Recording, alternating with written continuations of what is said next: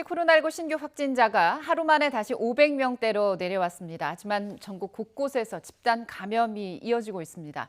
화이자 백신 1차 접종이 재개된 가운데 한미 양국 간 이 백신 파트너십 구축으로 백신 수급 불안을 해소할 수 있을지 주목됩니다. 자세한 얘기 이재갑 한림대 강남성심병원 감염내과 교수 모시고 나눠보도록 하겠습니다. 어서 오십시오. 네, 안녕하세요. 네. 하루 만에 이제 확진자가 500명대로 내려왔습니다. 일주일간 보면 지금 500명대, 600명대를 지금 왔다 갔다 하는데 네. 지금 2달간 통계를 보니까요. 400명대에서 700명대를 계속 오가는 상황이 반복이 되고 있습니다. 최근 이 추세를 어떻게 봐야 될까요? 예, 일단은 이제 사실 이제 700명대까지 올라갈 때는 급격히 증가되지 않을까 상당히 우려를 했었는데요. 그렇죠. 그러니까 정부 차원에서 사실 방역을 많이 강화한 거는 아니지만 그러니까 국민들 스스로 일단 조심할 땐 조심해 주시면서 네. 급격한 이제 상승은 이제 막은 정도지만 또 그렇다고 해서 완전히 안정되는 상황은 이루어지지 않고 있거든요. 예. 그래서 어떻든 간에 계속해서 이제 유행 상황이 지역 세안에서는 계속 이제 활성화되어 있는 상황이라고 보시면 될 것 같습니다. 네. 문제는 말이죠. 가족, 지인, 직장, 시장 이런 소규모 집단 간의 이런 집단 감염이 계속 이어지고 있어요. 가족 안 만날 수 없고 네. 사람들을 전혀 안 만나고 살 수는 없으니까 이 가족이라든가 가까운 지인 간의 이런 접촉을 통해 확진된 사례를 살펴보니까 45.5%예요. 확진자 가운데 절반에 가까운 그런 수치거든요. 이런 경우에는 지금 방역이 쉽지 않은 거 아닌가 이런 생각도 들어요. 네, 그렇습니다. 일단 이제 어떤 특정 집단 발병이 있다면 그 집단만 이제 통제를 하면 되는 상황이지만 이렇게 그러니까요. 지역 사회에서 여러 군데에서 발생하는 경우 통제가 쉽지 않고 그러니까 이런 네. 상황일수록 오히려 원칙에 더 충실해야 되거든요. 기본적인 예. 마스크 착용이라든지 아니면 사회적 거리두기 단계를 준수하게 하는 이런 방법들을 네. 강하게 이제 준수할 수 있도록 이제 국민들이 동참할 수 있도록 여러 가지 부분들을 강조해야 되는 상황이기는 합니다. 네, 이럴 때일수록 기본에 충실해야 된다는 얘기 해주셨습니다. 지금 보면 수도권 밖에서 네. 대구의 경우 유흥업소를 중심으로 한 확산세가 굉장히 무섭습니다. 어제도 48명 추가 확산되면서 나흘 만에 이제 지금 100명을 훌쩍 넘어섰거든요. 이 유흥업소 종사자들이 외국인이었다고 하더라고요. 이래서 오히려 어떻게 보면 좀 위험 요소가 곳곳에 도사리고 있는 것 같습니다. 예, 사실 이제 유흥업소 같은 경우에는 이제 좀 밤늦은 시간이고 또한 이제 술을 드시는 상황이니까 네. 이런 마스크 착용 이런 게 상당히 쉽지도 않을 뿐더러 네. 특히 이제 외국인 노동자들이 같이 일을 하게 되면 또 외국인 네. 노동자들의 주거 공간 자체가 또 여러 명이 같이 생활하는 그런 상황들이 좀 있기 때문에 산밀 환경에 노출될 수밖에 없는 그런 예, 상황인 그래서 거죠. 사실 유흥업소 자체가 유행의 소스가 되는 경우들이 사실 많아서 그래서 지금 수도권은 네. 2단계 되면서 유흥업소의 영업을 중지시키기도 했잖아요. 예. 그래서 지역마다 만약에 유행세가 확산되고 특히 유흥업소 중심으로 이루어진다면 어쩔 수 없이 일단 유흥업소의 영업을 일시적으로 중단한다든지 이런 부분을 고려해야 될 수 있을 것 같습니다. 네. 말씀하신 것처럼 수도권 같은 경우는 이제 유흥업소 영업이 지금 중지된 상태입니다. 정부가 여러 가지 상황을 고려해서 고민을 많이 했을 텐데 현행 사회적 거리두기 또 5인 이상 사적 모임 금지 요 조치를 3주간 더 연장하기로 했습니다. 이번이 벌써 6차례 연장이거든요. 최근 일주일간 평균 지역 발생 보니까 587명. 이 수치는 이미 거리두기 2단계는 훨씬 넘고 2.5단계 수준이다 이렇게 전문가들이 평가를 하고 계시더라고요. 네. 방역 지표가 상당히 좋지 않은 상황에서 이런 정부의 거리두기 단계 방역 지침이 유지돼도 괜찮은 건지 모르겠어요. 사실 이제 지금 거의 3개월 가까이 지금 계속해서 2단계 수도권 네. 2단계 유지를 하고 있는 상황이고 또 정부 네. 차원에서 계속 격상을 못 하고 있는 이유 중에 하나도 특히 소상공인이라든지 또는 중소업체들에 대한 네. 피해가 막심해서 사실 그러기는 한데요. 그러니까 그냥 적절한 균형점만 찾은 상태로 그냥 끊임없이 그냥 이어가는 상황들이거든요. 그러니까 낮출 예. 수도 없고 올릴 수도 없는 상황. 이거 사실 정부 차원에서는 7월에 이제 사회적 거리두기 개편안 조금 완화된 측면의 개편안을 지금 이제 생각을 하고 있는데 네. 지금 상황이 계속 유지가 된다 그러면 그런 7월달에 그런 완화된 개편안을 또 실제로 할 수 있을지 여부도 좀 명확하지는 않습니다. 다만 네. 지금 현재 백신 접종이 본격적으로 빨라지고 시작하는 시점이 5월부터 6월 사이에 빨라지기 때문에 예. 백신 접종으로 인해서 중증 환자가 일부 감소되는 효과들이 있으니까 이제 그런 부분들을 중심으로 해서 앞으로 사회적 거리두기 단계를 어떤 형태로 완화시킬 건지에 대해서는 좀 기술적으로 아주 섬세하게 조정해야 되지 않을까 생각을 하고 있습니다. 네. 정부가 얘기하는 게 그거예요. 일주일간 평균 확진자 수가 800명대가 되면 그러면 그때는 단계 격상이나 다중이용시설 영업시간 제한 강화를 검토하겠다. 8명, 800명대가 되고 난 다음에 어떤 조치를 하면 너무 늦는 게 아니냐는 우려도 있습니다. 네, 맞습니다. 사실 중간에 한번 800명 근접했었던 주가 한 주 정도, 예. 3주 정도 전에 있었는데요. 예. 근데 사실 또 많은 사람들이 사실 우려를 했는데 다행히 좀 완화가 되긴 했지만 네. 그러니까 800명에서 1000명 정도 확진자가 나오기 시작하면 이게 감염 재생산 지수가 1을 조금만 넘더라도 그 다음 주나 1, 2주 이상에서 뭐 1200명, 1500명 이렇게 올라가는 속도가 훨씬 빨라질 수밖에 없거든요. 예. 그래서 일단은 이제 올라가는 정도가 급격하게 올라가는 그런 상황이 된다 그러면 일단 조기에 이제 거리두기 단계를 좀 올리거나 아니면 이제 그런 여러 가지 업소들의 영업 시간을 제한한다든지 이런 부분들을 좀 조기에 고민할 필요는 있을 거라 생각을 하고 있습니다. 네.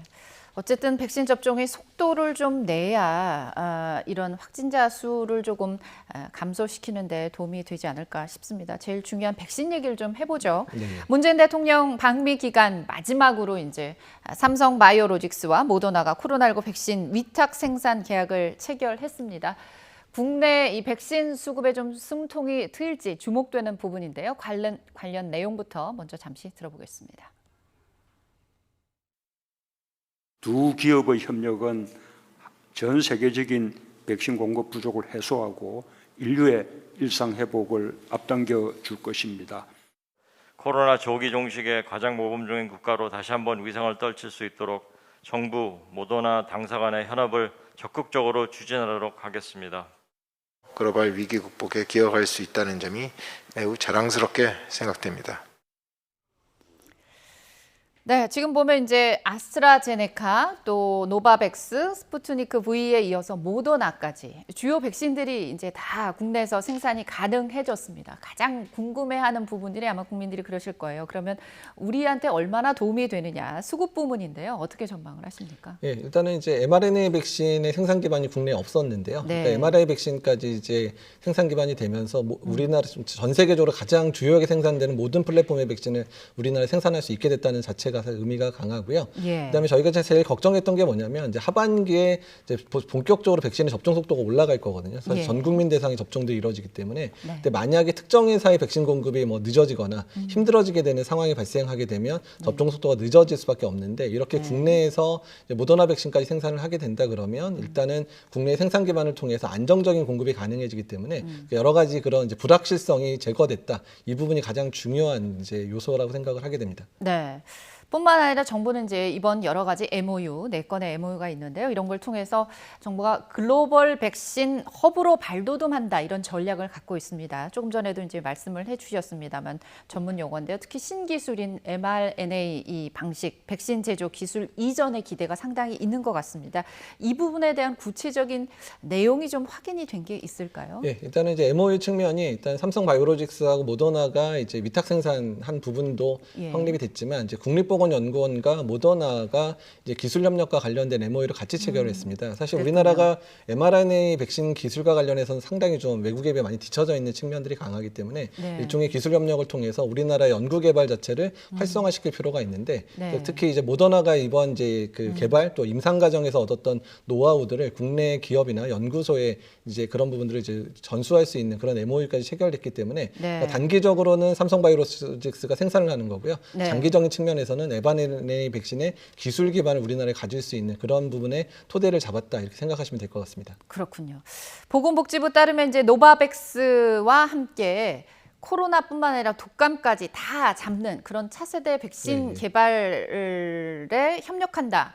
이런 내용도 들어 있다고 그래요. 예, 그렇습니다. 이제 SK바이오사이언스가 워낙에 노바백스의 코로나 백신을 이미 생산을 시작을 해서 6월에 완제품 생산이 할 수 있도록 준비가 된 상황인데요. 예. 앞으로의 가장 큰 코로나 상황에서 중요한 측면들이 첫 번째는 변이 바이러스의 대응을 어떻게 할 건가에 대한 부분, 그걸 네. 어떻게 생산할 건가에 대한 부분에 대해서 노바백스랑 연구 개발을 같이 하기로 협정을 했고, 그 다음에 앞으로 이제 매년 이제 독감 백신과 코로나 백신을 같이 맞을 텐데 이 두 네. 가지를 같이 한꺼번에 맞을 수 있는 콤보 백신 생산과 관련된 부분에 대해서도 노바백스랑 향후에 그러니까 기술 협력을 하겠다라는 부분이 생성됐기 때문에 네. 장기적인 어떤 백신 개발의 어떤 로드맵도 어느 정도 잡을 수 있게 되는 계기가 될 것 같습니다. 그렇군요.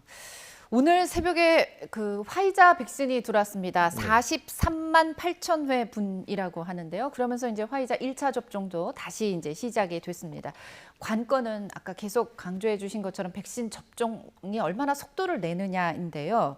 지금 보면 60세에서 74세 이 어르신들 예약률이 좀 낮습니다. 약 한 50% 정도로 나오는데 전반적으로 예약률 증가가 좀 더뎌졌다는 지적들이 나오고 있는데 어떤 개선책이 좀 필요할까요? 예, 일단 이제 어르신들이 이제 예전에 독감 백신 맞을 때는 그냥 본인 집 근처에 있는 아무 의원이나 병원 가서 접종을 할 수 있었기 때문에 네, 예약 시스템 네. 자체에 많이 익숙하지는 않으시거든요. 그래서 일단은 이런 예약 시스템을 제대로 이용하도록 이제 노력 좀 그 부분들을 활용성을 좀 강화시킬 필요가 있고요. 네. 그러니까 아예 이제 그런 접근성이 떨어지는 분들은 뭐 동사무소라든지 구청에서 일부 인원들을 직접 이제 노인들 어르신들을 만나서 예약을 좀 도와주는 방법들도 좀 더 강구를 해야 될 것 같고요. 네. 또한 아직까지 접종을 좀 이제 꺼려하시는 분들이 있거든요. 그러니까 그런 분들에 대해서는 현재 국내에서의 백신 접종 상황들을 보게 되면 아스트라제네카나 화이자나 중증 이상 반응의 숫자가 거의 유사한 수준이어서 예. 특정 백신이 오히려 이상 반응이 많다라는 결과가 나오지 않고 있습니다. 그래서 네. 이런 부분들을 어필을 해서 좀 어르신들이 백신에 좀 더 동참할 수 있는 방법들도 만들어야 되고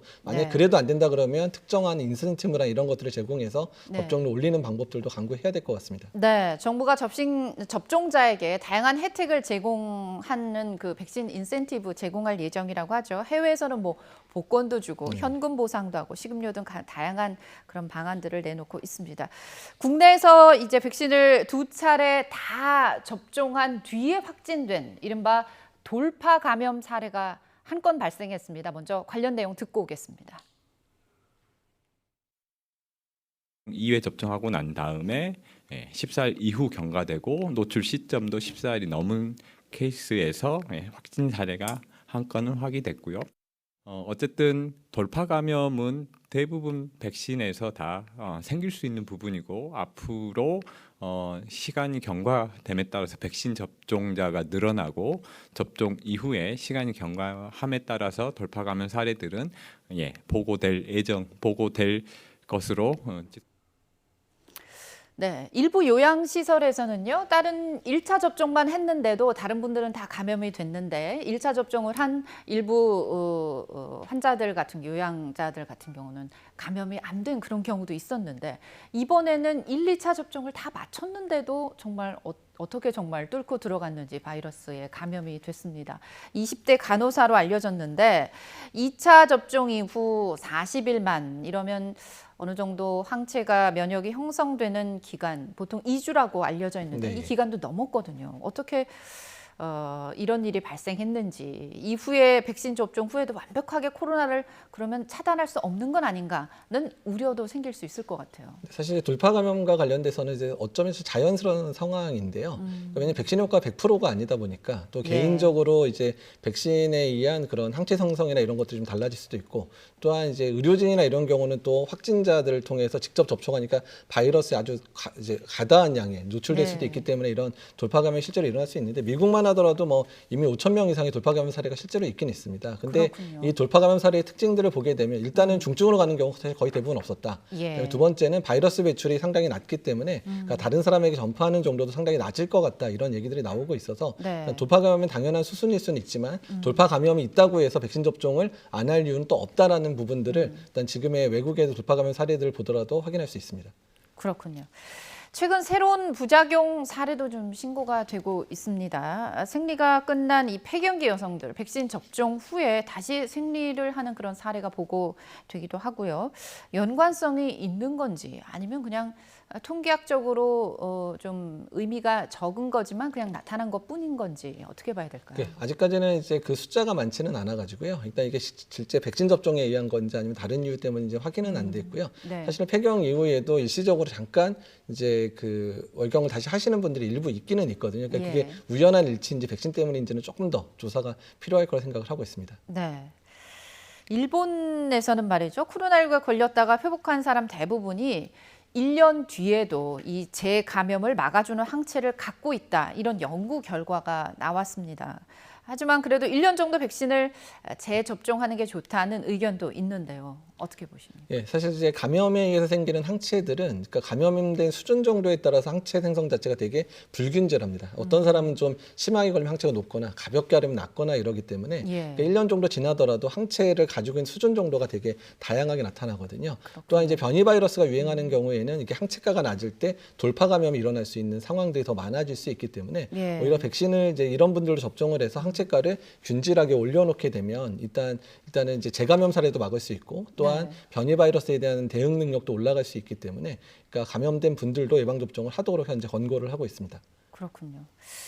지금 백신 접종이 이제 본격적으로 속도를 내야 되는 이런 상황에서 변이 바이러스가 가장 큰 변수로 지금 여러 차례 언급이 되고 있습니다.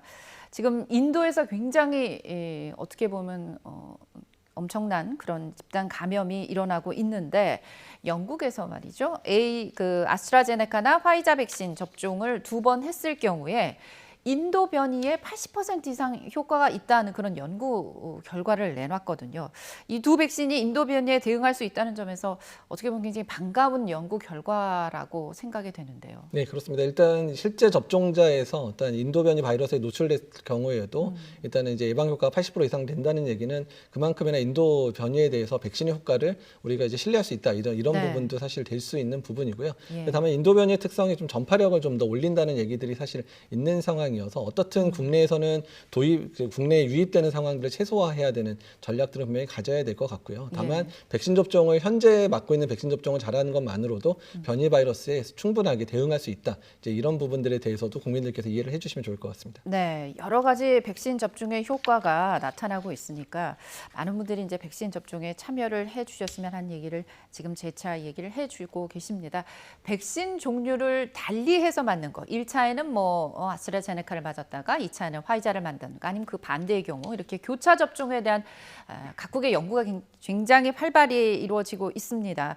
이미 스페인에서는 백신 교차 접종을 받아도 면역 효과에는 문제가 없다는 이런 얘기를 연구 결과도 나왔고요. 오히려 더 높은 면역 반응이 나왔다고 하더라고요. 일반 접종과 교차 접종 효과 면에서 어떤 차이가 있을까요? 예, 일단은 이제 교차 접종이 이제 항체 생성에 있어서는 훨씬 좋을 거라는 예측은 계속 되고 있었습니다. 왜냐하면 각각의 백신의 장점들을 이용을 하기 때문에 훨씬 네. 더 좋은 항체를 생성할 거다 이렇게 예상은 되고 있었고요. 예. 다만 이제 그 백신 항체 생성 자체의 능력이 올라가다 보니까 네. 접종 후에 한 2, 3일 내에 나타나는 발열이라든지 근육통 이런 것들이 좀 더 증가된다, 한 20%, 30% 증가된다는 보고들이 그렇군요. 있기는 합니다. 그렇더라도 감당할 만한 수준이기 때문에 이제 이 부분이 더 중요한 거는 지금 당장 교차 접종을 한다기보다는요.